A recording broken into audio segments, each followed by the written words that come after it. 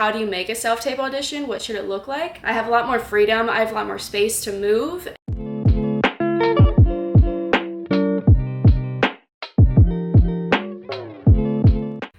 Emily, welcome to my YouTube channel, and today's video I'm going to be showing you my self-tape setup for my acting auditions, and I also use this for like a lot of just other random videos that I want to do. So I wanted to show you guys what my setup is, what equipment I use, and kind of how I have it, because I know a lot of people wonder like how do you make a self-tape audition? What should it look like? So I just wanted to show you guys what my setup is. This is what my auditions look like, what you're seeing right now, and so I just wanted to show you how I did this. Let's get into it. So before we get started, I just wanted to preface, a lot of this equipment I got over time. I definitely spent a decent amount of money on everything that I have in here to get it looking the way that it does. You absolutely do not need all of this stuff. It can be a whole lot more simple than this. The way that I have it just makes it so that I have a lot more freedom, I have a lot more space to move, and I have really, really good lighting. I'm basically just covering my bases as far as technology goes so that when I am auditioning, I can really just focus on the audition and not have to worry about how everything looks because I already have it like this. And I think that's definitely a really important thing to work on, because when you're doing an audition, you don't want to be setting up your stuff right before it, because then you're just thinking like, how do I look on the camera? How do the lights look? And you're not thinking about the scene that you're doing. So I think that getting everything set up first when you're not taping an audition right after is a really good way to go. So I'm gonna start talking about my camera. I recently purchased the Sony a6-700, and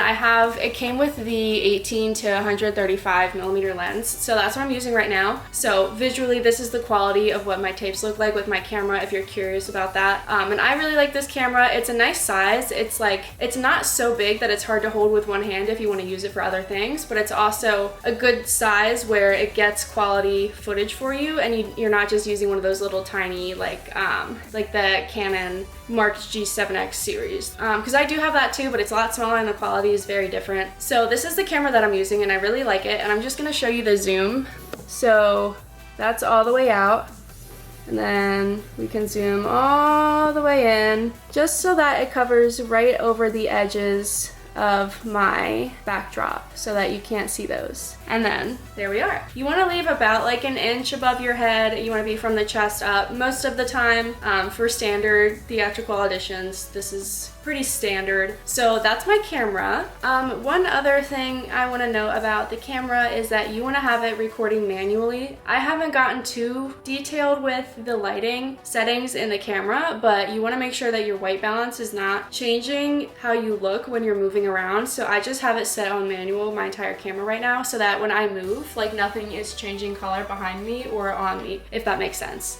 So I just want to show you some tips to make your setup even more ideal. So right now, my tripod is slightly higher. Like this is where my camera is, so it's a little bit higher than my head, and it's tilted downward. You don't want it tilted up or straight forward. You want it downward a little bit to give you a more flattering look, and so that we're not looking up at you, we're just slightly above you, and we can see everything on your face really easily. So you want to make sure that your camera, or if you're using your phone, that your phone is seeing you just above you a little bit and then downwards, pointed at you like this, if that makes sense.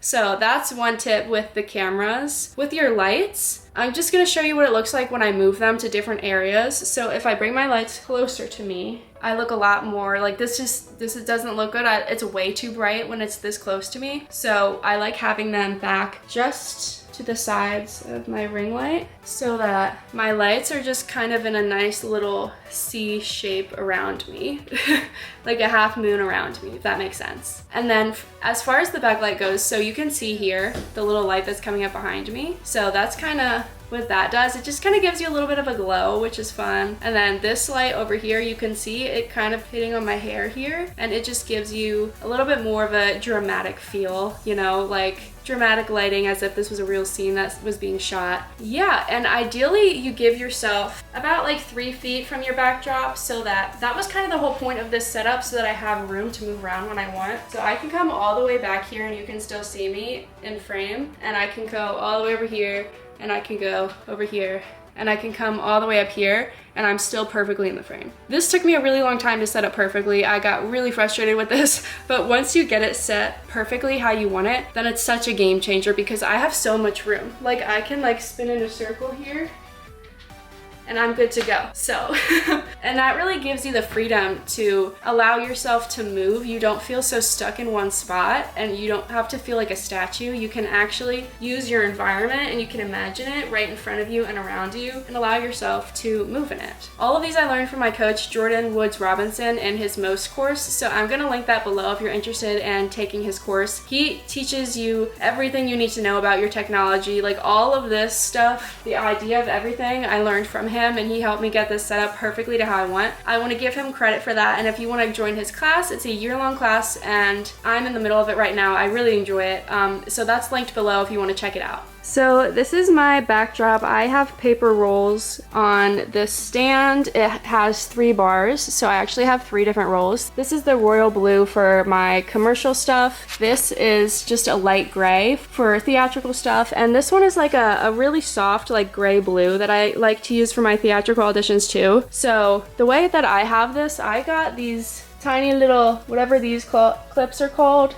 to just hold the paper in place so that it doesn't just keep falling down. And then I did have it taped to the ground, but I don't have that anymore. I just put these clips on and that has been working really well. And this is the stands that I have it on. They are really sturdy. I'm pretty sure I'm over the weight limit that they say on these and we're fine with these 3 rolls. So I think that kind of speaks to these stands right here. So next, this is my backlight. As you could see in my video, when I'm standing there, you can just kind of see a little bit of light coming up from behind. And then I have a hair light as well on the right side of me. You can do it on either side. This is just the side that I like to use it on. And it just kind of gives you a little bit of glow on the side of your hair. You don't need it. You don't need either of these. I just think it makes it look a little bit nicer. And then for my big lights, I have 2 softbox lights and 1 really big ring light. This one is just here for if I need my phone for anything, for like readers. I just stick my phone there so that it's next to the camera. So these softbox lights are from Newer. They were actually really reasonable price. I'm just gonna show you the back. So you can adjust everything back here. I have mine set to 4200, 100%, and it just kind of gives me that like a warm glow since I'm pretty pale, honestly, so I don't have bright, harsh lights on me. I like to use like softer colors. Same with this. I have these set the same exact way. And then my ring light in the middle, it's not actually doing that. It's just because the camera's on it for some reason. I don't know what's happening there.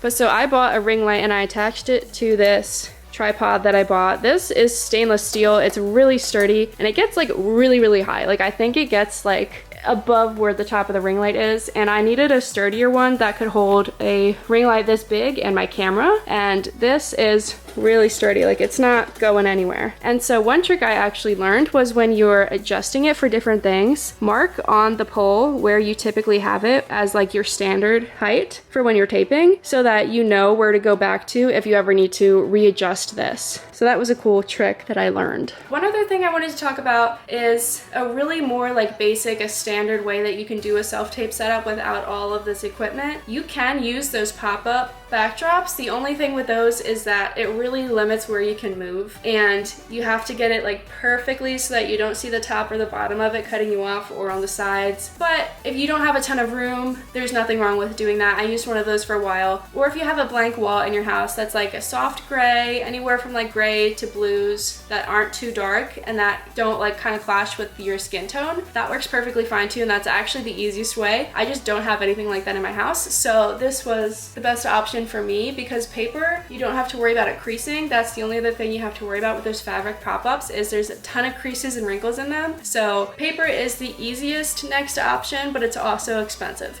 But you don't have to get them. I ordered these online, so they were pretty expensive doing it online, but if you go into a local shop or like a film store, you can probably get them a lot cheaper. So I wanted to note that. And if all that you have is one of those pop-up things and a ring light, that's fine. I just would suggest investing in something like these lights if you can. These work if you just need some extra light. Like if I didn't have these other lights, I could put this up here and you can change the tones and stuff, and that's fine. You know, you just have to work with what you have and the space that you have.